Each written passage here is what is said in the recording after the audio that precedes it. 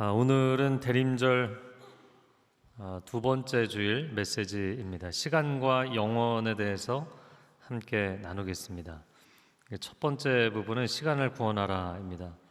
15절 말씀, 오늘 본문의 15절 같이 읽어보겠습니다. 시작. 그러므로 여러분은 어떻게 행할 것인지 주의 깊게 살펴 어리석은 사람들같이 살지 말고 지혜로운 사람들같이 사십시오. 이 마지막 때를 어떻게 살아갈 것인가? 오늘날 이 시대를 보면 정보는 차고 넘치는데 분별력은 갈수록 사라져 갑니다. 담임 목사님 자주 표현하시는 것처럼 검색은 있는데 사색은 없어진 시대다. 오늘날 이 시대를 보면서 각종 기계는 스마트해져 가는데 인간은 점점 퇴보해져 갑니다. 이때 우리는 어떻게 살아야만 오늘 15절의 권면처럼 지혜자로 살 수 있을 것인가? 여러 가지가 있겠지만 오늘 말씀의 권면 가운데는 시간과 영혼에 대한 통찰이 필요하다. 하나님의 관점, 하나님의 해석, 하나님의 시각이 우리에게 필요합니다.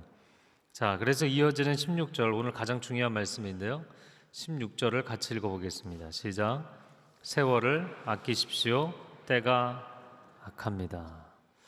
거기 밑줄을 그으셔도 좋겠어요. 별표를 치셔도 좋겠어요. 세월을 아끼십시오. 때가 악합니다. 이 때에 대해서, 시간에 대해서 현대인들이 갖고 있는 몇 가지 왜곡된 관점들이 있습니다. 세 가지만 이야기를 하자면 첫 번째는 현세주의입니다. 어차피 한 세상 살다 가는 것이지 내세, 영원이란 존재하지 않는다. 두 번째는 쾌락주의입니다. YOLO라고 그러죠. You only live once. 인생 딱 한 번 사는 것이기 때문에 어차피 한 번뿐이니까 실컷 놀다 가자. 세 번째는 허무주의입니다. 다 사라질 것들이기 때문에 인생은 무상한 것이다. 그러므로 우리가 인생을 살면서 시간 위에 영원히 존재한다는 게 보이지 않으면, 여러분 땅에 발을 디디고 서 있어도 하늘이 포개져 있는 거잖아요. 그런데 이 빌딩의 마천루 안에 살다 보면 하늘을 한 번도 쳐다보지 않고 하루를 살 때가 참 많죠. 시간 위에 영혼은 항상 존재하는데 그 영혼이 보이지 않으면 반드시 이 현세주의에 빠지면 쾌락주의 아니면 허무주의로 가게 돼 있습니다. 그리고 바로 허무주의로 가는 사람도 있지만 쾌락주의로 가면 이게 심해지면 퇴폐주의로 가고 퇴폐주의에서 심해지면 허무주의로 가게 돼 있어요. 그래서 결론은 인생은 하나님 없으면 허무해지게 돼 있습니다. 몇 년 전에 미국의 한 광고에 분만실에서 아기를 낳자마자 아기가 창문을 뚫고 나가서 그 로켓처럼 막 날아가는 거예요. 이게 30초 안에 광고가 끝나야 되니까. 그러면서 이 아이가 굉장히 빠른 세월을 지나면서 소년이 되고 청년이 되고 장년이 되고 노년이 되고 바로 무덤에 들어가는 게 그 30초짜리 광고예요. 그리고 나중에 나오는 광고 카피가 뭐냐면 Life is short, play more, 엑스박스. 특정 브랜드를 선전해 드리는 건 아니에요. 하여튼 여기서 그런 시간이 없으니까 실컷 놀아라, 이게 바로 현대인들이 갖고 있는 인생관과 세계관을 단적으로 보여주는 것입니다. 물론 어거스틴도 고백록에서 이런 얘기를 했습니다. 시간은 비존재로 흘러가는 존재다. 즉 여기 시간이 존재하고 있는 것 같지만 사실은 끊임없이 비존재로 흘러가는 허망한 것이다. 과거는 이미 존재하지 않고 미래는 아직 존재하지 않는다. 영혼에 비해서 시간은 너무나 초라합니다. 너무나 암울한 것이에요. 그래서 시간은 한마디로 표현하자면 해안에 부서지는 파도와 같습니다. 시간은 유한하고 반드시 끝나게 돼 있다고요. 그래서 엎어놓은 모래시계처럼 개인에게 주어진 시간도, 그리고 인류 역사에 주어진 시간도 반드시 끝나는 날이 오게 돼 있어요. 그러므로 내가 이렇게 의미 있게 살아야지, 내가 하나님을 위해서 이런 일을 해야지 생각만 하고 결심만 하고 그것을 실행하지 않고 계속 미루고 있으면 세월이 당신을 기다려주지 않는다고요. 시간은 강물처럼 빠르게 흘러갑니다. 5월 봄이었던 것 같아요. 원형광장에 제가 주일날 설교 끝나고 원형광장에 서 있는데 오래전에 청년부에서 같이 있었던 청년이 오랜만에 만났는데 저의 흰머리를 보더니 눈물을 글썽이며 목사님 세월이 많이 지났군요. 제가 너무 당황스러웠어요. 나는 이렇게 세월이 잘 가고 있어 너무나 감사한데 이만큼 왔고 또 주님께 가까이 갈 날이 가까웠는데 할렐루야. 그만큼 가까웠다고요, 상대적으로. 자, 그런데 오늘 말씀을 보세요. 16절에 보면 세월이 무상할 뿐만 아니라 악하다고 이야기합니다. 자, 그러면 이 무상하고 악한 세월을 바라보면서, 그러니까 이 세월을 등지고 살라고 얘기했나요? 사단이 임금 노릇을 하는 이 악한 시대, 악인들이 장악해버린 이 암울한 시대를 살아가면서, 그러니까 이 시간은 너무나 소망이 없으니까 이 시간을 포기해버려라, 등져라, 떠나라, 이렇게 이야기하지 않았다는 것입니다. 놀랍게도 두 문장으로 써있지만 원래 헬라어는 한 문장이에요. 때가 악하기 때문에 세월을 아끼십시오, 이렇게 돼 있어요. 때가 악하기 때문에 세월을 아끼라. 근데 이 아끼라는 단어가 좀 아쉬워요, 번역의 표현이. 왜냐하면 원래 의미는 시간을 쪼개서 분초를 다퉈서 살라거나 시간을 선용하라는 의미가 아니라 속량한다라는 뜻입니다. 여러분, 속량이 뭔지 아시죠? redeeming. 이것은 예수 그리스도께서 우리를 자신의 피값을 내어주시고 우리를 사신 것처럼 속량한다라는 뜻입니다. 그렇기 때문에 이 개념을 적용한다면 이런 표현이에요. 빼앗긴 시간을 되찾아오라. 원수에게 빼앗긴 시간, 세상에 빼앗긴 시간을 되찾아오라는 거예요. 빼앗긴들에도 봄은 오는가, 이런 시가 있죠. 빼앗긴 우리의 인생의 시간에도 영적인 봄이 올 것인가. 일제치하 때 우리의 선조들이 사는 게 아니죠. 시간을 빼앗겼고 주권을 빼앗기고 국토를 빼앗겼잖아요.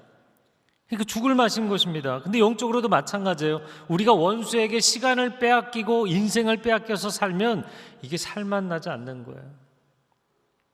구원받은 자녀들은 그래서 우리의 영혼만 구원받거나 우리의 존재만 구원받는 게 아닙니다.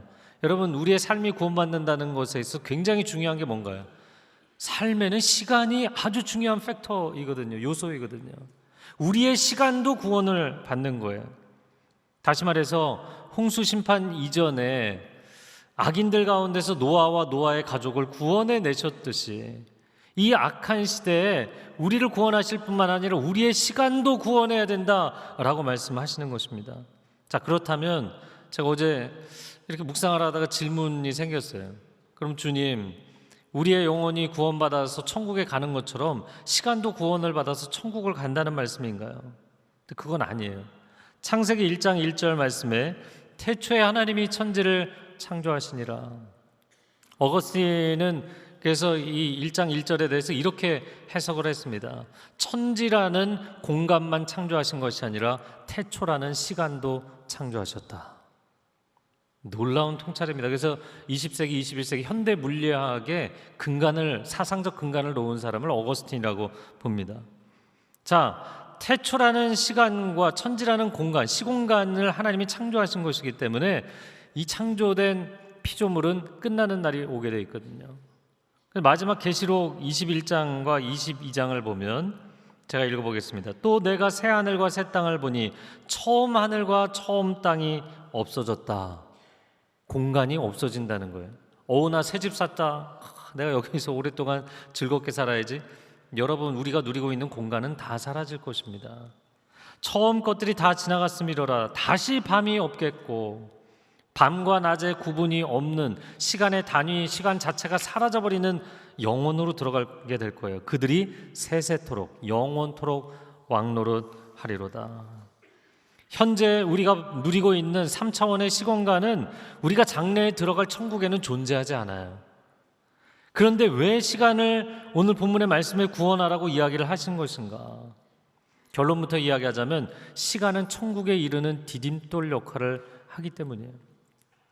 저는 시간을 통찰하면서 참 놀라운 것이 우리가 이 짧은 시간 속에서 천국을 맛볼 수 있고 그리고 천국을 선택할 수 있다는 거예요. 이건 대단한 신비입니다. 여러분 생각해 보십시오. 그릇이 있어요. 그럼 그릇에 어떤 내용물을 담으려고 하는데 그릇은 굉장히 작고 내용물은 너무너무 커요. 그럼 이거 어떻게 담겠어요? 못 담는 거 아닙니까? 그런데 이 짧은 시간이라는 그릇 속에 영원이라는 내용물을 담게 해주셨다는 거예요. 할렐루야. 아직 감이 안 오시는 것 같아요. 그래서 제가 쉬운 얘기 해드릴게요. 이거는 일부 예배 때 재밌다고 그러는데 아무도 안 웃으시더라고요.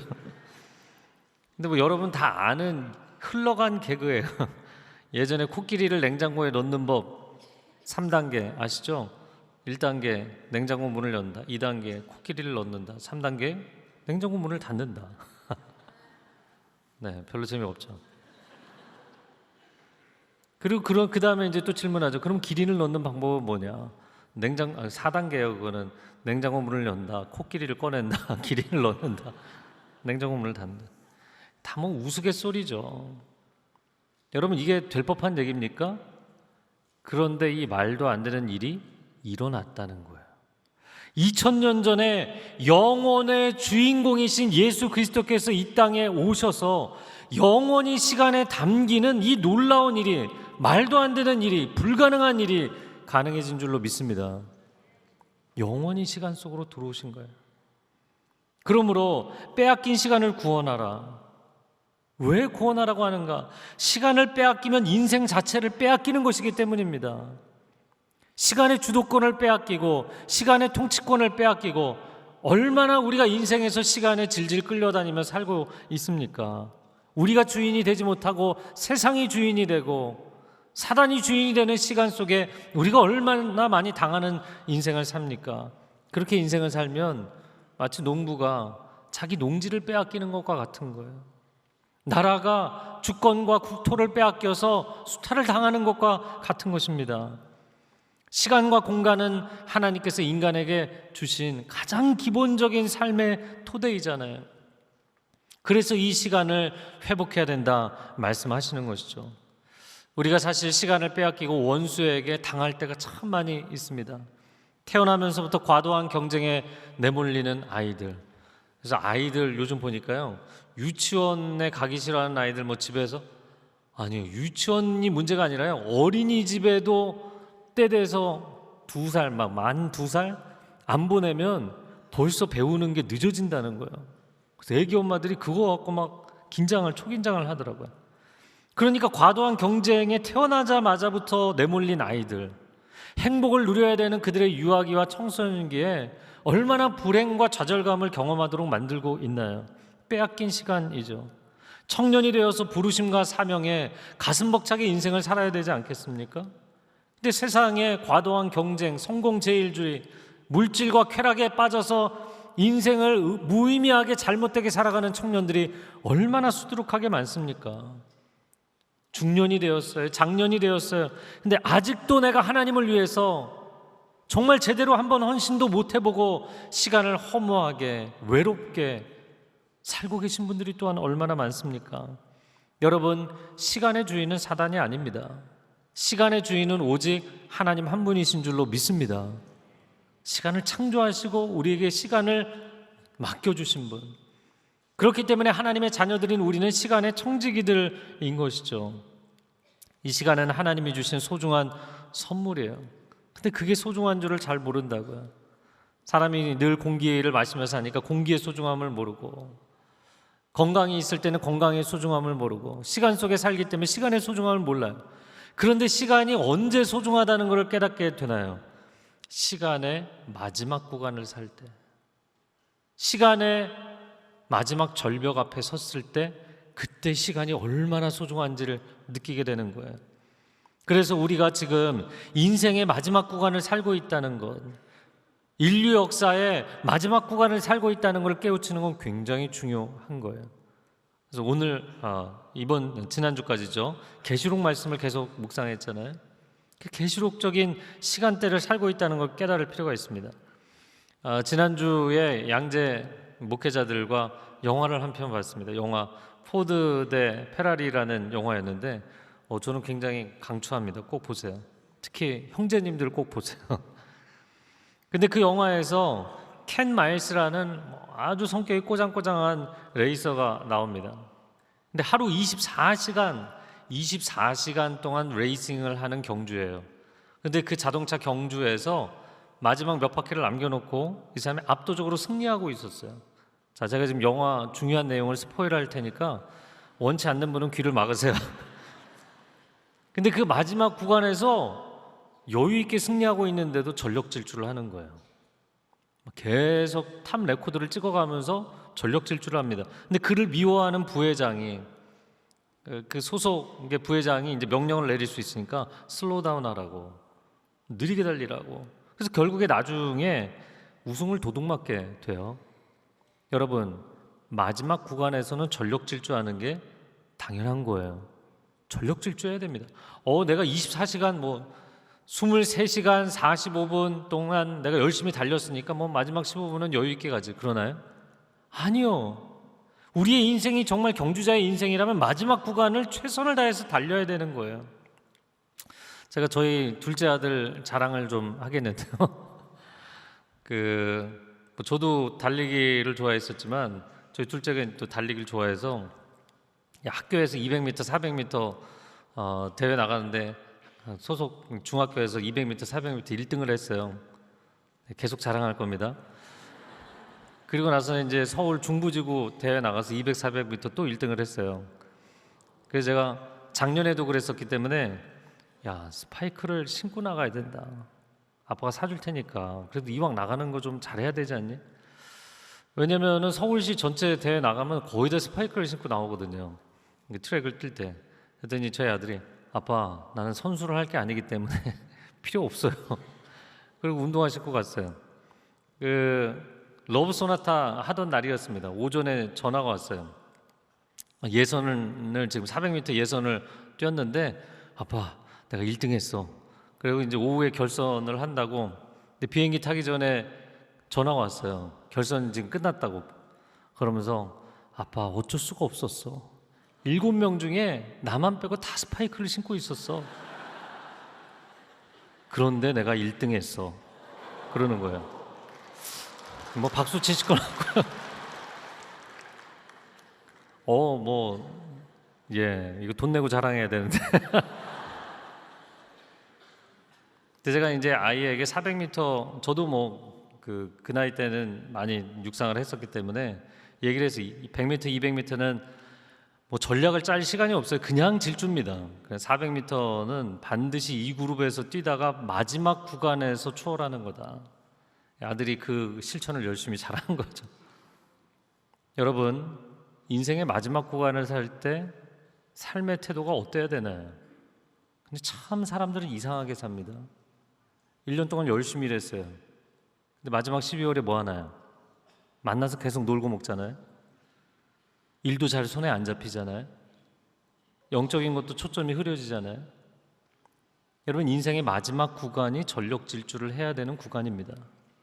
아직 내가 추월하지 못했으면 그 마지막 구간에 추월하는 것입니다. 영적인 승리가 있는 시간이 되시기를 주님의 이름으로 축복합니다. 자, 두 번째 부분을 보겠습니다. 그럼 어떻게 시간을 구원하라는 이야기냐? 과연 어떻게 살아야만 빼앗긴 시간을 구원하면서 살 수 있느냐? 그 구체적인 이야기가 17절부터 나옵니다. 자, 이어지는 17절 말씀 같이 읽어보겠습니다. 시작. 그러므로 지각 없는 사람이 되지 말고 주의 뜻이 무엇인지 분별하십시오. 첫 번째는 주의 뜻을 분별하고 실천하는 일에 최선을 다하라고 권면합니다. 시간을 구원하는 삶이란 세이빙 타임 세이빙하는 삶을 산다는 것은 무엇이냐? 사명자로 사는 것이다. 방향도 없이 사람들이 이리 가면 이리로 몰려가고 저리로 가면 나도 저리로 몰려가는 그런 삶이 아니라는 거예요. 여러분, 마트에 장 보러 가시면 어떤가요? 저도 가끔 갈 때 꼭 전 리스트를 그래도 써고 가는데 그래도 가면 여기 세일이요 그러면 가고 싶잖아요.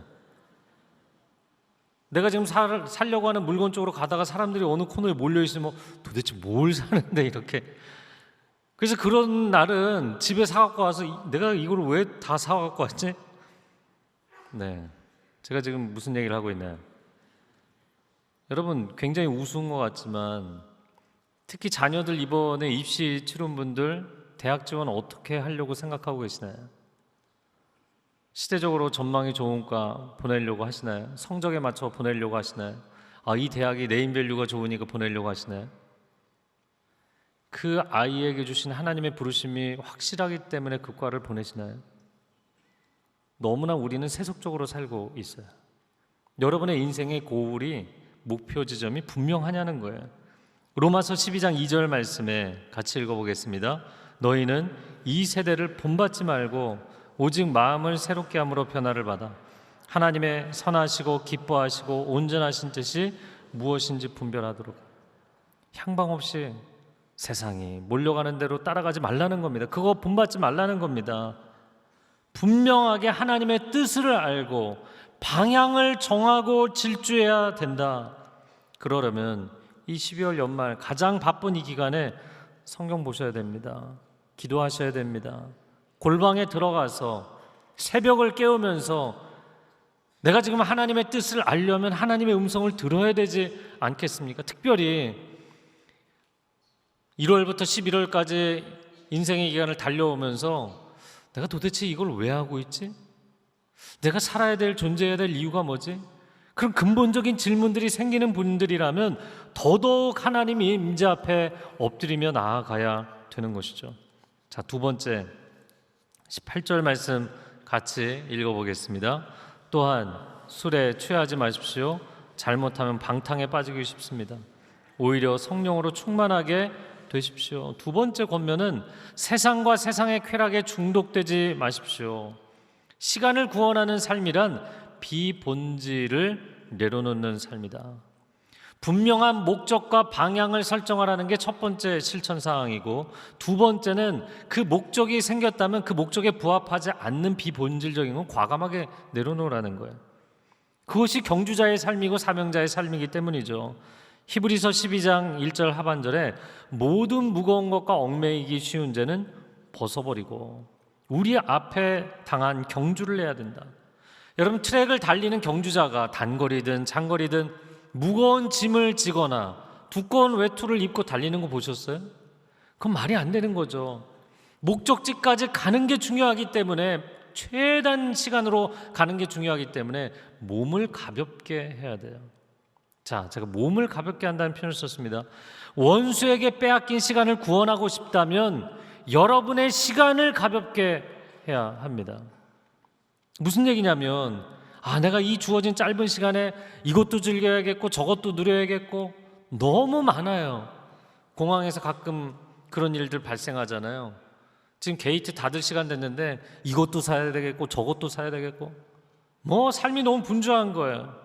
마치 그런 것처럼 우리는 오늘날 이 시대에 엔터테인먼트로, 스마트폰으로, TV로, 유튜브로, 쇼핑에, 맛집에, 유흥에 너무 잡다한 많은 것으로 우리의 시간을 다 빼앗겨 버렸어요. 여러분, 시간을 슬림하게 만드세요. 시간에 다이어트를 하세요. 제가 아까 봤던 영화 다시 말씀드리면, 그 영화에서 참 저는 마음에 들었던 부분이, 그 이탈리아의 레이싱카 페라리가 르망이라는 세계 당대 최고 유명한 레이싱 대회에서 5년 연속 승리를 하니까 이 포드사에서 도전장을 내민 거예요. 한 번도 스포츠카를 만들지 않았거든요. 그러니까 전문적인 자동차 미케닉들을 투입합니다. 근데 이 사람들이 주장하는 건 딱 하나예요. 자동차 속도의 높이기를 위해서는, 속도를 높이려면 모든 불필요한 거를 자동차 부품에서 떼내야 된다. 이거예요. 딱 한 가지. 목표가 정해졌다면 삶을 슬림하게 만드셔야 돼요. 이것이 시간을 구원하는 삶의 첫 번째, 두 번째 실천 사항입니다. 자, 세 번째 19절 말씀 같이 읽겠습니다. 여러분은 시와 찬미와 신령한 노래들로 서로 화답하고 마음으로 주께 찬송. 세 번째 실천 사항은 늘 찬양하고 예배하며 살라는 것입니다. 근데 약간 의아할 수 있어요. 예배는 주일 예배 드리면 되는 것이고, 찬양은 천국 가서 영원토록 할 것인데, 우린 이 땅에서 할 수 있는 것들을 해야 시간을 선용하는 거 아닙니까? 여러분, 시간을 가장 가치 있게 쓰는 방법이 뭘까요? 그것은 시간 안에 영혼을 담는 것이죠. 그래서 세상 사람들이 흘러가는 유행가라는 말 자체가 흘러간다는 노래라는 뜻이잖아요. 그러니까 유행가 부르며 살 것인가, 천국에서도 부를 영혼가를 부르며 살 것인가. 당연히 성경은 영원한 노래를 지금부터 부르며 사는 것이 가장 시간을 가치 있게 사는 것이다 이야기합니다. 자, 네 번째입니다. 20절과 21절 읽어보겠습니다. 우리 주 예수 그리스도의 이름으로 항상 하나님 아버지께 감사하고 그리스도를 경외함으로 서로 복종하십시오. 하나님께 감사하고 서로에게 소통하며 사십시오. 시간을 구원하는 삶이란 하나님과도 막힘이 없고 사람들과도 막힘이 없는 삶입니다. 지금 내가 아무리 힘겹고 버겁고 포기하고 싶을지라도 내 안에 시작하신 그 선한 일을 미래적으로 완성하실 하나님께 현재적인 감사를 드려라. 그리고 또 한 가지, 가정에서나 교회에서나 서로가 다 다른 사람들이지만 진리 안에서, 사랑 안에서 일치하고 화합하고 서로를 존중하는 삶을 살아라. 그것이 시간을 아끼는 삶이고 구원하는 삶이다. 다투고 불평하고 세월을 허송세월 보내지 말라는 거예요. 자, 마지막으로 이제 결론 부분입니다. 시간은 영혼에 비하면 너무나 초라한 것이지만 성경은 시간을 비하하지 않았다는 거예요. 성경은 영혼과 시간을 이원론적으로, 이분법적으로 얘기하지 않았어요. 왜냐하면 시간도 하나님이 창조하신 것이기 때문에. 성경은 항상 통합적으로 이야기합니다. 세상이 악하다, 세상을 사랑하지 말라 말씀했지만 요한복음 3장 16절에 뭐라고 하셨나요? 하나님이 세상을 이처럼 사랑하사 독생자까지 내어주셨다. 악한 세상이지만 그 세상을 사랑하셔서 하나님의 형상들을 구원해내야 된다 말씀하신 것처럼 악한 시간이지만 인간은 사탄의 배후 조종으로 인하여서 하나님이 주신 이 시간의 물주기를 오염시켜버렸지만 그러나 하나님이 주신 시간을 구원하며 살아야 된다. 그래서 마지막 5번째 권면하고 싶은 것은 오늘 이 순간을 써서 영혼을 붙잡으셔야 돼요. 그게 가장 가치 있는 시간의 활용법이기 때문입니다. 영혼에 잇대고 영혼을 체험하고 영혼을 붙드는 시간 활용을 하셔야 돼요. 목회자들은 암투병을 하는 성도님들을 많이 만나게 됩니다. 이 암 환자들에게는 시간의 마지막 구간을 살고 있기 때문에 하루하루가 너무나 절박하고 소중한 거예요. 얼마 전에 한 성도님이 연락이 왔어요. 한 번도 연락을 한 적이 없던 분인데, 근데 이분이 연락을 해서 아버님이 이제 암 수술을 하루 앞두고 있는데 그 전날 만나달라는 거예요.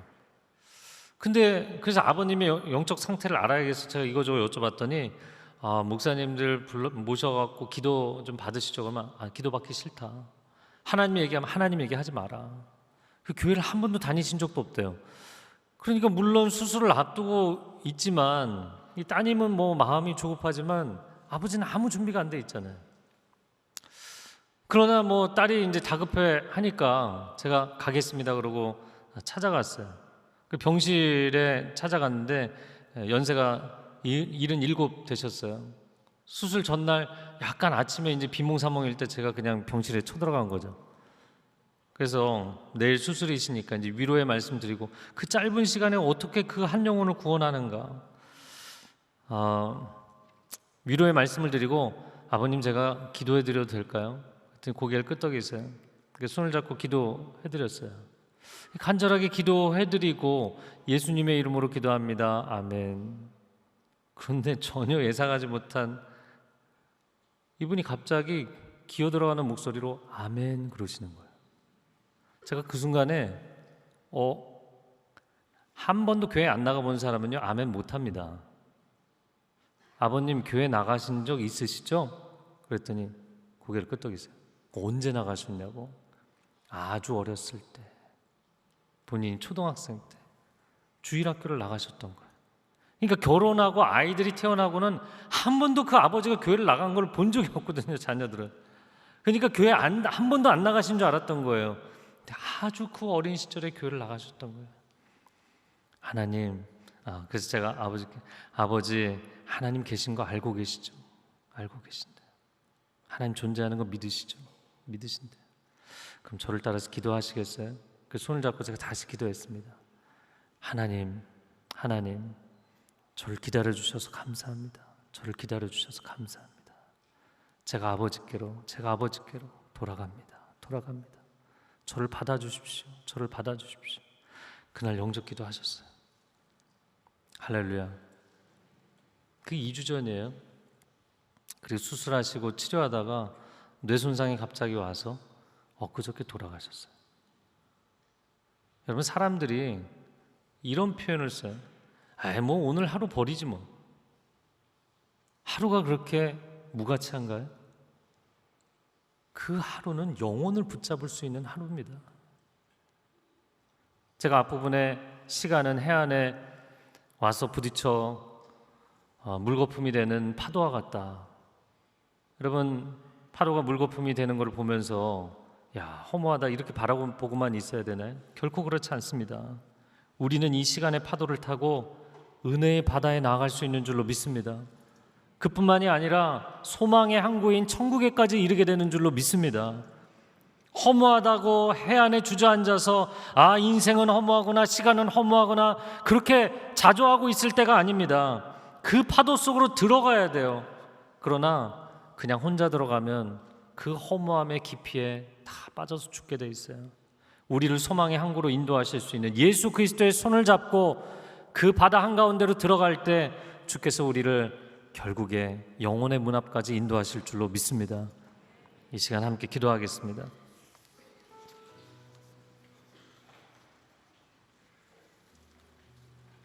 하루하루 시간이 흘러갑니다. 영혼을 붙잡을 수 있는 이 보석같이 찬란하고 소중한 시간이 우리에게 주어져 있습니다. 하나님, 올 한 해도 하나님께서 많은 날들을 주셨고 시간의 기회들을 주셨는데 이 12월 한 달이 정말 주님의 손잡고 전력 질주하는 영적인 피크타임이 될 수 있도록 주님, 나와 함께하여 주옵소서. 함께 통성으로 기도하겠습니다. 사랑하는 주님, 하나님의 사람들을 붙잡아 주시기를 원합니다. 하나님, 이 시간이 얼마나 소중한 것인지, 하나님이 주신 얼마나 고귀한 선물인지 깨닫게 하여 주시고, 이 시간 안에 하나님과 동행하며 하나님의 마음을 깨닫고 하나님이 기뻐하시는 일을 위해서 전력하며 하나님 기뻐하시지 않는 비본질적인 것들을 과감하게 내려놓으며 삶을 새롭게 하는 시간이 되게 하여 주옵소서. 감사 찬양하고 사람들에게 사랑의 교제를 나누고 하나님이 이 시간 가운데 하나님과 동행하기를 원합니다. 영혼을 붙잡고 영혼을 선택하기를 원합니다. 세상 가운데 현혹되어 살지 않게 하여 주시고 주님을 붙잡고 갈 수 있게 하여 주옵소서. 주님 인도하여 주옵소서. 사랑하는 주님, 오늘 우리 마음 가운데 결심하고 결단하고 실천하기를 원하는 것은 정말 복음을 전해야 되는데 생각만 하고 있는 내 가족, 내 소중한 사람들, 오늘 아직 기회가 있을 때 복음 전하게 해주시고, 우리 가운데 아직 결단하지 않은 분들이 있다면 오늘 아직 내게 기회가 있을 때 예수님 나의 주님으로 고백합니다. 하나님 나의 아버지로 고백합니다. 고백의 기도를 드릴 수 있게 하여 주옵소서. 소중한 시간을 허락하신 하나님 감사합니다. 영혼을 바라보며 오늘을 사는 지혜를 허락하여 주옵소서. 예수 그리스도의 이름으로 기도합니다.